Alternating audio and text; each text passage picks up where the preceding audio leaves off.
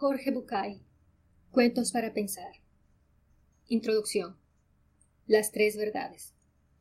Todos los que hemos vivido buscando la verdad, nos hemos encontrado en el camino, con muchas ideas que nos sedujeron y habitaron en nosotros con la fuerza suficiente como para condicionar nuestro sistema de creencias. Sin embargo, pasado un tiempo, muchas de las verdades terminaban siendo descartadas porque no soportaban nuestros cuestionamientos internos, o porque una nueva verdad, incompatible con aquellas, competía en nosotros por los mismos espacios, o simplemente porque estas verdades dejaban de serlo. En cualquier caso, aquellos conceptos que habíamos tenido como referentes dejaban de ser tales y nos encontrábamos de pronto a la deriva, dueños de timón de nuestro barco y conscientes de nuestras posibilidades, pero incapaces de trazar un rumbo confiable. Mientras escribo esto, recuerdo de pronto El Principito de Antoine de Saint-Exupéry. En sus viajes por los pequeños planetas de su galaxia, se encontró con un geógrafo que anotaba en un gran libro de registro montañas, ríos y estrellas.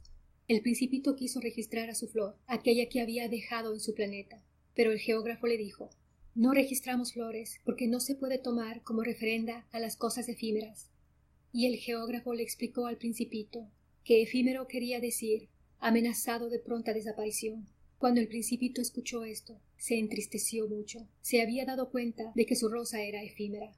Y entonces me pregunto, por un lado, ¿existirán las verdades sólidas como rocas e imperturbables como accidentes geográficos? ¿O será la verdad solo un concepto que lleva en sí mismo la esencia de lo transitorio y frágil de las flores?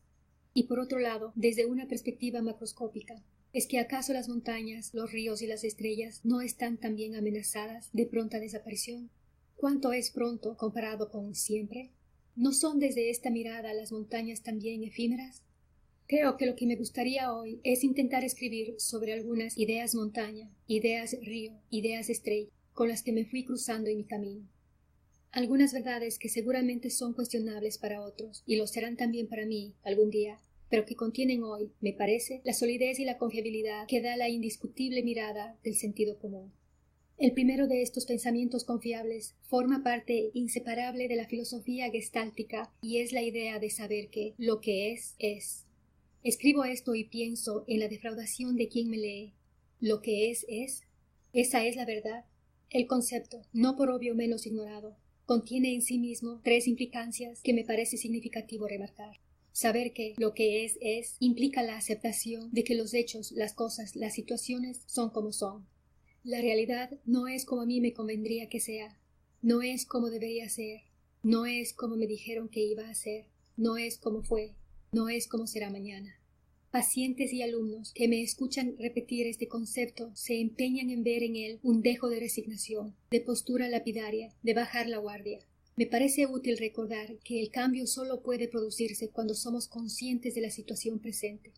¿Cómo podríamos diagramar nuestra ruta a Nueva York sin saber en qué punto del universo nos hallamos? Solo puedo empezar mi camino desde mi punto de partida, y esto es aceptar que las cosas son como son. La segunda derivación directamente relacionada con esta idea es que yo soy quien soy. Otra vez, yo no soy el que quisiera ser, no soy el que debería ser, no soy el que mi mamá quería que yo fuese, ni siquiera soy el que fui, yo soy quien soy. De paso, para mí, toda nuestra patología psicológica proviene de negar esta frase. Todas nuestras neurosis empiezan cuando tratamos de ser lo que no somos. En Recuentos para Demián escribí sobre el autorrechazo.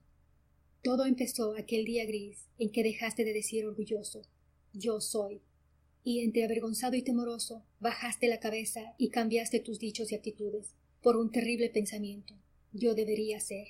Y si es difícil aceptar que yo soy quien soy, cuánto más difícil no es, a veces, aceptar la tercera derivación de lo que es. Vos sos quien sos, es decir, vos no sos quien yo necesito que seas, vos no sos el que fuiste, vos no sos como a mí me conviene, vos no sos como yo quiero, vos no sos como sos. Aceptar esto es respetarte y no pedirte que cambies. Hace poco empecé a definir el verdadero amor como la desinteresada tarea de crear espacios para que el otro sea quien es. Esta primera verdad es el principio, en sus dos sentidos, de primero y de primordial, de toda relación adulta. Se materializa cuando yo te acepto como vos sos y percibo que vos también me aceptas tal como yo soy. La segunda verdad, que creo imprescindible, la tomo de la sabiduría sufí. Nada que sea bueno es gratis. Y de aquí se derivan para mí, por lo menos dos ideas. La primera, si deseo algo que es bueno para mí, debería saber que voy a pagar un precio por ello. Por supuesto, ese pago no siempre es en dinero. Si fuera solo dinero, sería tan fácil. Este precio es a veces alto y otras muy pequeño, pero siempre existe, porque nada que sea bueno es gratis. La segunda, darme cuenta de que si algo recibo de afuera, si algo bueno me está pasando, si vivo situaciones de placer y de goce, es porque me las he ganado, he pagado por ellas, me las merezco. Solo para alertar a los pesimistas y desalentar a los aprovechadores, quiero aclarar que los pagos son siempre por anticipado. Aquello bueno que vivo, ya lo pagué, no hay cuotas posteriores. Algunos de los que me escuchan decir esto preguntan, ¿y lo malo? ¿No es cierto que tampoco lo malo es gratis? Si algo malo me pasa, ¿no es también por algo que hice? ¿Por qué de alguna forma me lo merezco?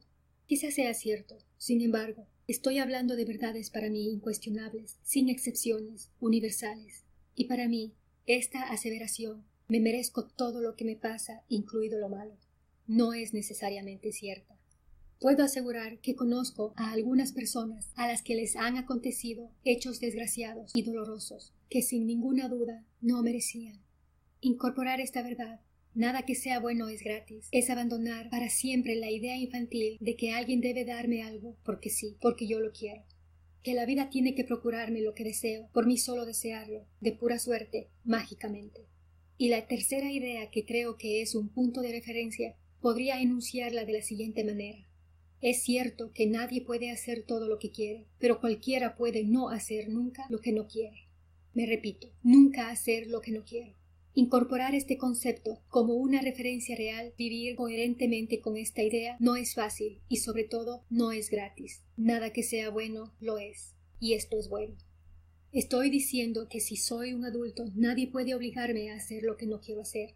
Lo máximo que puede pasarme en todo caso es que el precio sea mi vida. No es que yo minimice este costo, pero sigo pensando que es diferente creer que no puedo hacerlo, a saber que hacerlo me costaría la vida. Sin embargo, en lo cotidiano, en el pasar de todos los días, los precios son mucho más bajos. En general, lo único que es necesario es incorporar la capacidad de renunciar a que algunos de los otros me aprueben, me aplaudan, me quieran. El costo, como me gustaría decirlo a mí, es que cuando uno se anima a decir no, empieza a conocer algunos aspectos desconocidos de sus amigos. La nuca, la espalda y todas esas otras partes que se ven solo cuando el otro se va. Estas tres verdades son para mí ideas montaña, ideas río, ideas estrella. Verdades que continúan siendo ciertas a través del tiempo y de las circunstancias. Conceptos que no son relativos a determinados momentos, sino a todos y cada uno de los instantes que sumados solemos llamar nuestra vida. Verdades montaña, para poder construir nuestra casa sobre una base sólida. Verdades río, para poder calmar nuestra sed y para navegar sobre ellas en la búsqueda de nuevos horizontes. Verdades estrella, para poder servirnos de guía aún en las más oscuras de nuestras noches.